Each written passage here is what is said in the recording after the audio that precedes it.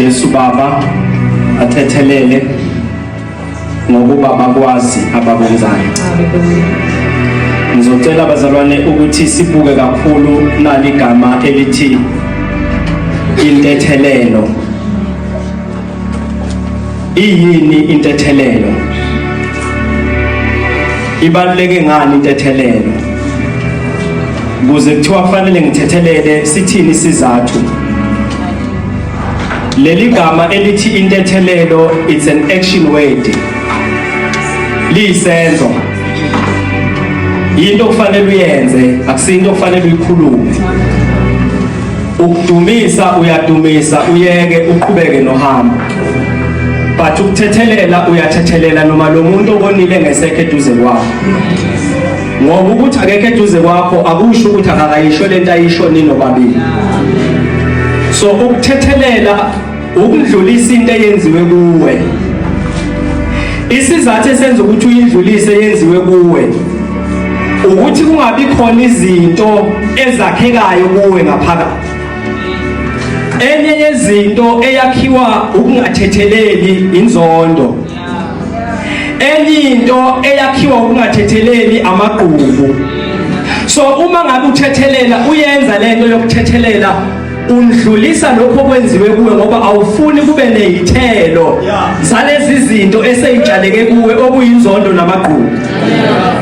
So leli gama elithi ukuthethelela akusili igama okufanele ngilikhulume nje. But bekuyinkonzo le engathi mangiqala ngizwa kuthiwa ngizokhuluma ngalezwi ngaqala ngabuyele emuva ubani konje ngaxobana naye. Ngoba it's not about ukushumayela kuphela but le engiyikhulumayo kufanele iqale kimi. What have you done ngabantu obonile wena? Wenzeni ngabantu ababonile wena? Leli gama elithi intethelelo akusili igama esingalikhuluma nje in passing. Igama okufanele masilikhuluma sihlale kulo sime. Yilo eliyiphila yokukholwa kwethu. Uma ungenayo intethelelo angazi ungena kanjani kwelesithathu. Ukuthethelela ukudlulisa into eyenziwe kuwe ngokuyivikela. Once wangathetheleli uyayi-expose ekutheni kube nalezi impande zenzondo. Ibaluleke ngani intethelelo? Kunezinto ezintathu bazalwane maqondana nentethelelo ukuthi ibaluleke ngani. Okokuqala ilokho kubhekene nawe. Okwesibili ilokho kubhekene nabantu ohleli phakathi kwabo. Okwesithathu ilokho kubhekene nawe noNkulunkulu. Awukwazi ukugeja lezi zinto zontathu. Kungenzeka umthethelele lo obonile kodwa uthola ukuthi uNkulunkulu akakasho lutho ngentethelelo yakho. Kufanele ube neconcern wena uNkulunkulu uthini. Ngoba ukungathetheleli kuyayispoila irelationship yakho noNkulunkulu. Ukungathetheleli kuyayispoila irelationship yakho nabantu ohlala phakathi kwabo. Noma umuhle kodwa once wangathethelela for isikhathi eside uma uhlangana nabantu ongafuni ukukhulumisana nabo ngoba unamagqubu nenzondo ngabo uyashintsha ngisho ebusweni. Isizathu ukungathetheleli leso sekuyisithelo senyama aqalanga enyameni but kuqale in the spirit kuwe ungafuni ukuthethelela. Kunezinto ezintathu engikhuluma ngazo la ukuthi kubaluleke ngani ukuthethelela. Ake sibuke lokho okubhekene nawe. Ukuthethelela kwehlisa ulaka nakuwe nje. Amen. Ukuthethelela nje kuwe kuyakulekelela kanjani? Ngoba uma uke wangena endlini kanti wawuyikhuzile ingane ukuthi zingadlali endlini ufice sekunodala. Zakwenza wathula kanti lento iyakhela kuwe. Uma ungena ungayithethelelanga uthethe usenze egate. Ukhulume kubaleke ngisho igundwane liyoqasha. Isizathu awuzange uthethelele. Okokuqala lokho kuwe kuyakulekelela kwehlisa ulaka futhi nakuwe nje khulisa ihlala kahle kuwe khona izifo eyivezwa ukungathetheleli khona lesifo abasibiza ngestress ubathe uyayiphendula indaba ubesho ukuthini mayethi bekwenze njani maye ngibuka kanje ngithe ngithi ngiyadlula kuye wathi emva kwalokho nalaba kade ehleli nabo bahleka once wayindlulisa leyo nto kuwe uba lenhlala kahle noma ubhekele noma bengahleka akunandaba ngoba emoyeni wami ngizwa nginokuthula lento lokuthethelela kufanele iqalisize mina that's a personal benefit yami once ngangathethelela yimi ngizoba nolaka abantu bazongibona njengodlambe edlohlanya kanti abantu abangenze utho ngangathethelela ngagcina sengigona lento yabo lento yokuthethelela ikusiza ekwazini ukuqhubeka nempilo uma ngikuthukile namhlanje wanga ngithethelela ngeke uqhubeke nempilo mangimi ngishumayela ngithi uNkulunkulu anikusi awuzwa wena ucabanga inhlambe engayikhuluma kuwe ndlulisa okwesibili sithe kulekelela phakathi kwabantu wazana nophila nabo ukuthethelela kulungisa ubudlelwano amen uma ibandla lingathethelelani abokudlela bahlangana bathandaze mabephuma bahambe baye emakhaya bathi wakhuluma uNkulunkulu kodwa ubudlelwano phakathi kwabo abukho abakhulumisana noma bekhulumisana inhlinini nje hawu mzala nami kade ngakugcina kodwa uyasho ngaphakathi enhlizweni wena wangilimaza ngokudophelile ndlulisa thethelela sithi siyaphuma eminyango ngigqobe ngithethelele sithi siyangena egate langale esikoleni ngone ngithethelele noma ngingona kangakhi ngosuku but yenze njani wena ngithethelele into ezokwenza ukuthi ukwazi ukungithethelela mangabe ngigqoba ngiphuze mangabe ngigqoba yenze njani yeke nibazalela ukungasikhuzi ngoba ngigcina selisibuka kabi angibonanga ukuthi ngigxobile ngitshela ukuthi uyangigxoba ungikhuze bese ngiyaphenduka ngidube mangabe ngingaphendukanga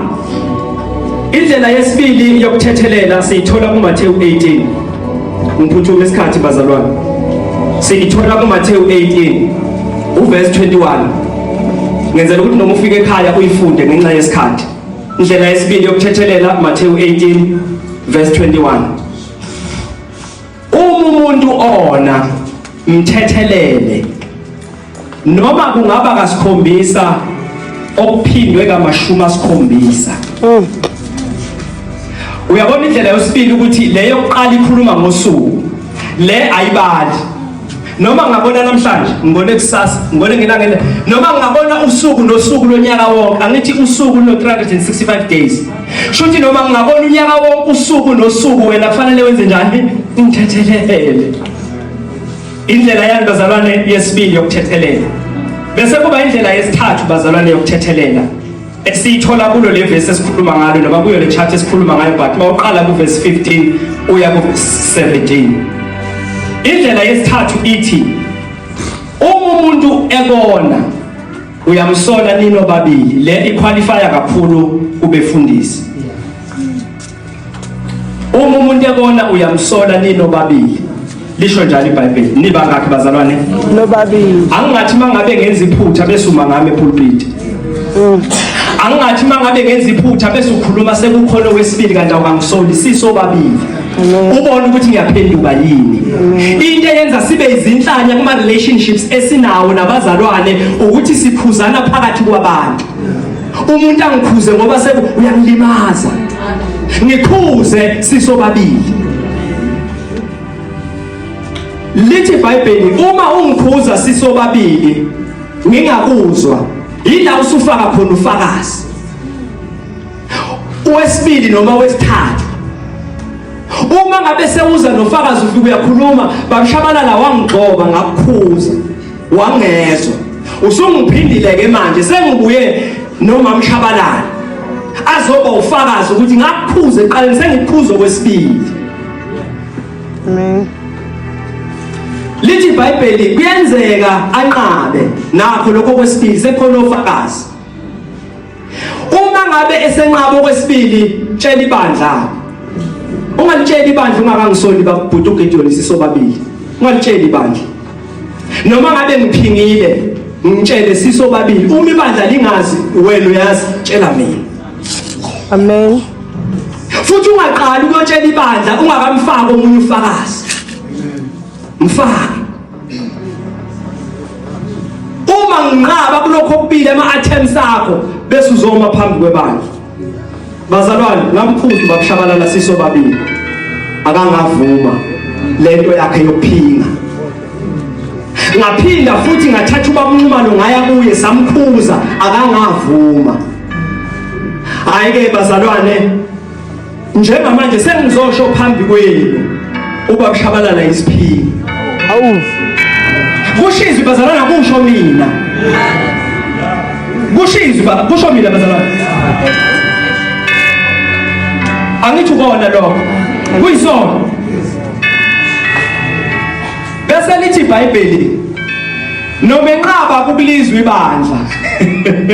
Mase lihomzela ibandla lithi hom sekukhuluma noma ngithi ngizaphuthi uAndile ayibhekisele ayikhulumise nefoni ngoba liyakhuluma ibandla liactor lingasho lutho limini.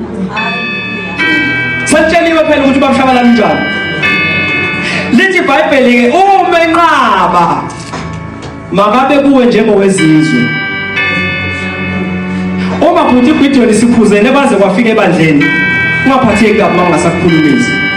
Hayi ukuthi sixabene ngikuthethelele but njengowezizwe. Onjani umuntu wezizwe? Umuntu wezizwe yilo enibonana naye manje nihlukane manje. Ake sihambeni bazalwane siyothethelela njengebandla. Ngeke simuze uNkulunkulu phakathi kwethu uma singathethelelani. Uma ngonile ngiyaxolisa. Uma ungonile ngizoza kuwe ngikusole sisobabili bese uyaphenduka. Ake siyenzeni bazalwane inkonzo yokuthethelela. Ayikho into ebuhlungu njengokuthi ibandla likaJesu alimuza umoya ongcwele ngenxa yokuthi alithethelelene. iBhayibheli lithi thethelenani omunye komunye. Uma ningathethelelani omunye komunye kuzoba namagqubu. Yingakho iBhayibheli lithi uma ngabe sisendlini kaNkulunkulu angiyifunele okwami kodwa ngifuna okwabanye. Ngizokufuna kanjani ngingabathethelela? Ngoba bazalwane ikhona inzondo yokuthi awubuthi uGideon uqoke kahle kunami. Awume kancane. Mind your own business. uNkulunkulu uzofika kuwe ngesikhathi esifanele. Ake sihambeni bazalwane siyothethelela. Ilokho kusenhlizweni yami. uNkulunkulu womusa abusise. Amen.